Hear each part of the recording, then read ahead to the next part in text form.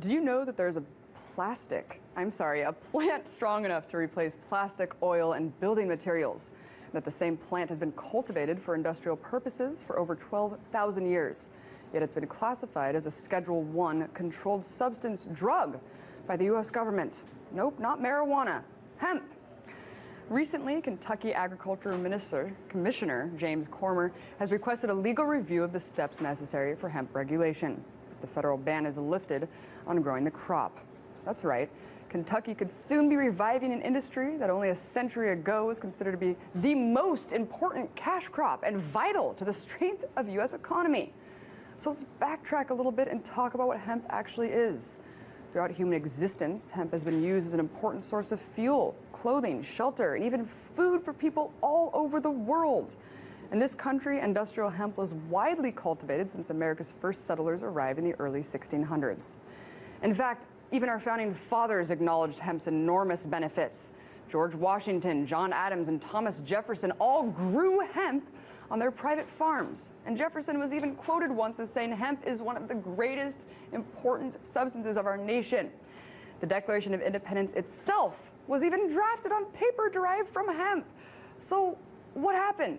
How did one of the most versatile and adaptable species of crops in the world also become one of the most politically polarizing agricultural resources? Well, in the early 20th century, the plant became labeled a threat so dangerous that it should be wiped out. But it wasn't dangerous to anyone or anything except the industries that it could phase out of existence. So what did the establishment do to ensure their allegiance to the very industries they serve? Well, they did what they do best. They lied and smeared hemp through a propaganda campaign that associated the plant with marijuana. And in 1937, the Marijuana Tax Act redefined hemp as a narcotic, which required farmers to obtain a special tax stamp to grow the crop. By 1970, the Controlled Substances Act made growing the crop without a DEA-issued permit strictly illegal. Because of the government crackdown on the crop, it has a negative association. And at this point, you still might be confused because of years of being brainwashed to think that hemp is exactly the same as marijuana, or that its close association with it must classify it as a drug. But this couldn't be farther from the truth. Just check out the Congressional Research Service report on hemp that states, quote, although marijuana is also a variety of cannabis, it is genetically distinct from industrial hemp, and it is further distinguished by its use and chemical makeup. So, hemp is genetically distinct from the drug, marijuana. In fact, if you smoked an entire garbage bag full of hemp, you wouldn't get high. Yet the plant remains illegal under U.S. federal law. And like I said before, not because it's a danger to people, but because it's a danger to corporations. In the early 20th century, hemp competed heavily with the cotton and paper industry. Because paper made from trees had to compete against environmentally friendly hemp products, the paper industry was at risk to suffer.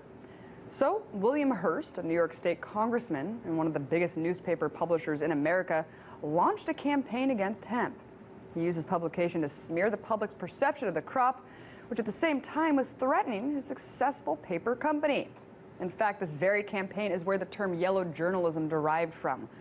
But this was in the 1920s. How is the propaganda still working today? Because the threat hemp poses isn't limited to paper. Reviving the industry could potentially devastate the profits of huge corporations that manufacture lumber, fossil fuels, steel, alcohol, and even food, among many other things, including this. In 1941, Henry Ford even built a car made almost entirely from hemp.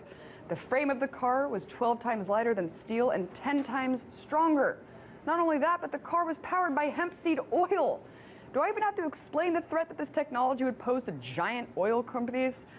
Processed hemp also creates one of the strongest fibers we know of, providing all natural materials to build homes, ships, trains, planes, and automobiles, and practically indestructible clothing. Furthermore, hemp seed oil can be made into lotions and skin creams. The practical applications for this plant are limitless, and the reason it remains illegal is simple. It's just one giant push to preserve the profits of corporations that poison our planet, destroy our forests, and bankrupt the world. But this all could change if recent efforts in Kentucky are any indication, and if moves by a few key members in the U.S. Senate succeed. hemp could soon be removed from the government's list of Schedule 1 controlled substances. The hemp industry could very well be revived back to being America's #1 cash crop.